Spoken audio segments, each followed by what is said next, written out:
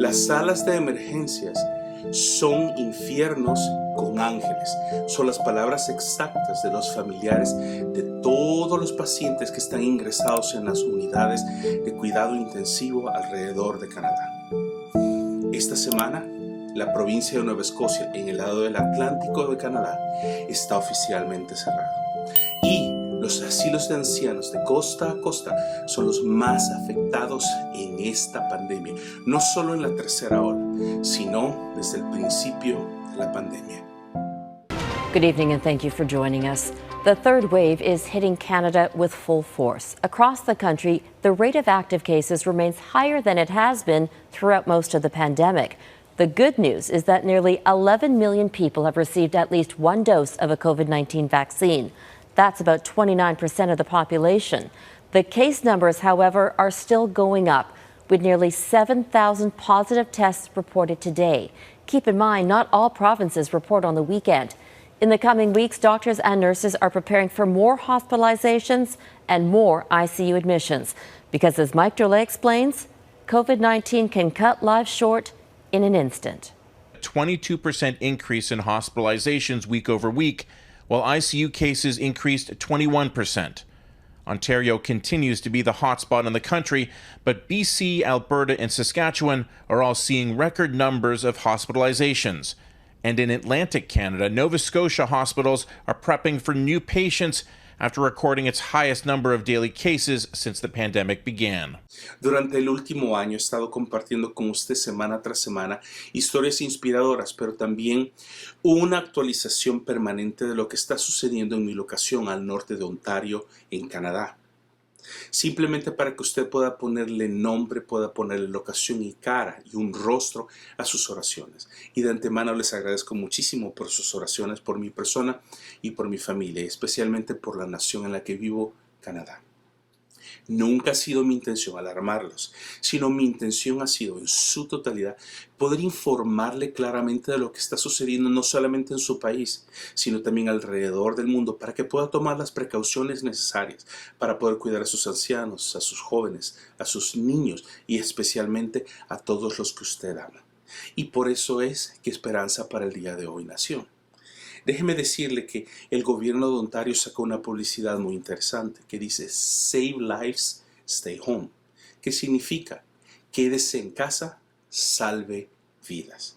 Esto es lo que el gobierno de Ontario está haciendo actualmente para poder entrar a la conciencia de la gente, para que la gente se quede en casa y deje de salir innecesariamente.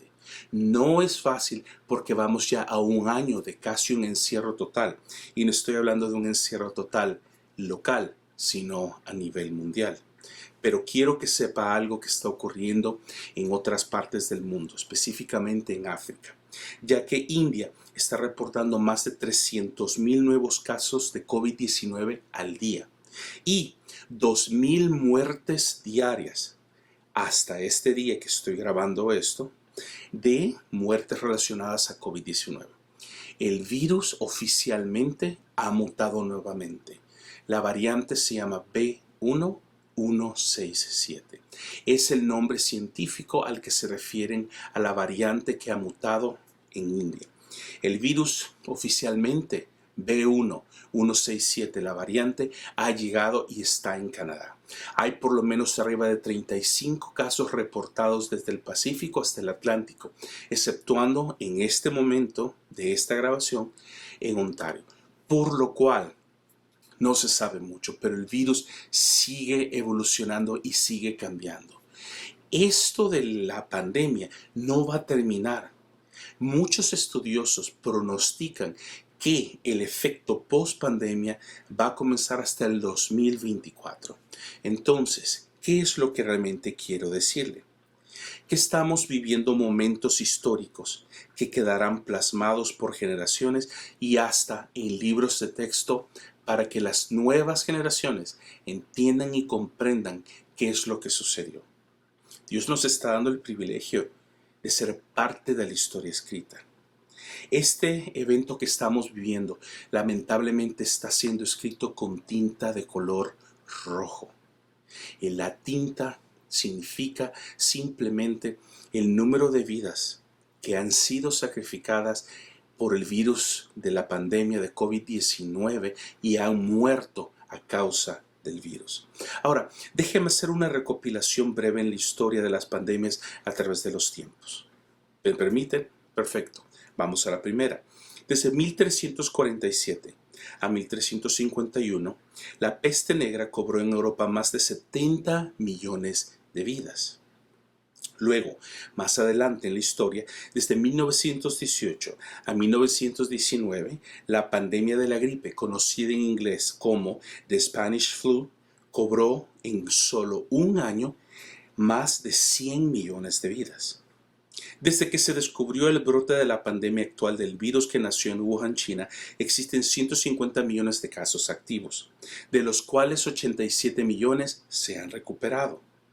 Aún hay casi 60 millones de casos activos y a la fecha han muerto 3.15 millones de personas a nivel mundial y cada día la cifra alarmantemente sigue creciendo.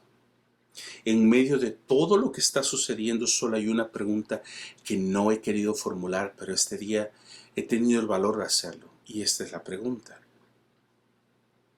¿Es la pandemia el juicio de Dios a la humanidad?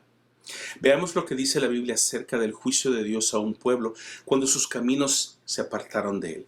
Vamos al libro del profeta Jonás, capítulo 1, versículo 1, y lo leo en esta ocasión. En la Biblia, Dios habla hoy. El Señor se dirigió a Jonás, hijo de Amitai, y le dijo: Anda, ve a la gran ciudad de Nínive y anuncia que voy a destruirla, porque hasta mí ha llegado la noticia de su maldad. ¿Dios manda juicio a los pueblos por su maldad? Sí, pero no se adelante todavía a establecer claramente que esta pandemia ha sido un castigo de Dios a la humanidad por su maldad. Porque recuerde también que hay muchas cosas que tomar en consideración. Dios le dice a Jonás: ve, pero Jonás no fue. Todos conocemos la historia, es muy famosa. Jonás, en vez de ir a Nínive, se fue al lado opuesto. Tomó un bote, el bote entró en una gran tormenta y Jonás confesó que por culpa de él, el bote y todas las personas que estaban dentro del bote iban a naufragar, y pidió que lo tiraran a la borda y lo tiraron al mar. ¿Sabe la historia? Un pez grande lo tragó y quedó en el vientre. Luego de que estuvo en el vientre del pez, fue expulsado, por no decir vomitado, de la boca del pez, y dentro de ese contexto de haber ya aprendido su lección y haber clamado a Dios, Dios le vuelve a hablar por segunda vez a Jonás, y lo vemos en Jonás capítulo 3, versículos 2 al 5, y lo leo en la Biblia. Dios habla hoy. Anda, vete a la gran ciudad de Nínive y anuncia lo que te voy a decir. Jonás se puso en marcha y fue a Nínive, como el Señor se lo había ordenado. Nínive era una ciudad tan grande que para recorrerla toda había que caminar 3 días. Jonás entró en la ciudad y caminó todo un día diciendo a grandes voces: dentro de 40 días Nínive será destruida. Los habitantes de la ciudad, grandes y pequeños, creyeron en Dios, proclamaron ayuno y se pusieron ropas ásperas en señal de dolor. Cuando la noticia llegó al rey de Nínive, también él se levantó de su trono, se quitó sus vestiduras reales, se puso ropas ásperas y se sentó en el suelo. Quiero llamarlo a reflexión a lo siguiente. Cuando Dios manda una advertencia de juicio a la humanidad, siempre manda una voz de libertad y la salida del juicio de Dios. A eso usted y yo hemos sido llamados, a ser parte de la solución y a dar el mensaje de libertad y de salvación. Recuerde que la vida es una asignación temporal, no es nuestro destino final.